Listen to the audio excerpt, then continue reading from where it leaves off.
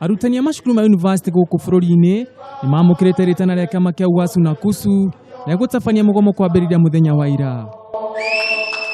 Cukuru-inĩ wa Multimedia University gũkũ mũciĩ mũnene wa Nairobi, arutwo matũngirwo nĩ kĩmako kũingĩra irathi-inĩ na kwaga mũrutani wa kũmathomithia, ũndũ ũrĩa ũcũngĩrĩirie aingĩ ao kũinũka na gũtiga irathi itarĩ na andũ.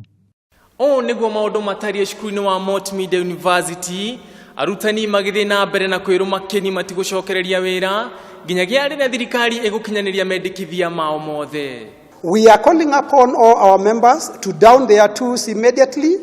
There will be no teaching, no supervision of students in attachment, and the graduation ceremony that is scheduled for next week will not take place if our national CBA is not implemented in full.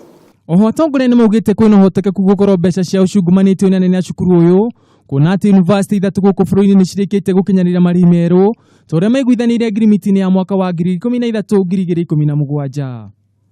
We also take note that 3 public universities has fully implemented the CBA and paid the new salaries, yet Multimedia University has not paid the new salaries. We therefore suspect that the government might have released the money to the universities and our managements might have diverted the money to other projects. Otherwise, where did these 3 universities get the money to pay the new salaries?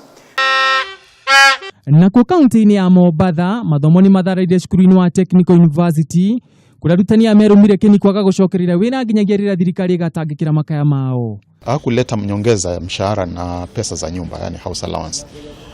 Huu msukumo wa sasa wa huu mgomo ni kutaka ile basic salary yetu na house allowance iongezwe kulingana na ule mkataba. Arutani nĩ morĩtie thirikari irekereria ciringi bilioni 5.2 cia gũkinyanĩria nyongera ya mĩcara na njoherera ciao nĩguo macokererie irathi-inĩ. Ngiripotera Kameme TV, rĩtwa rakwa nĩ Ngũgĩ wa Gatua.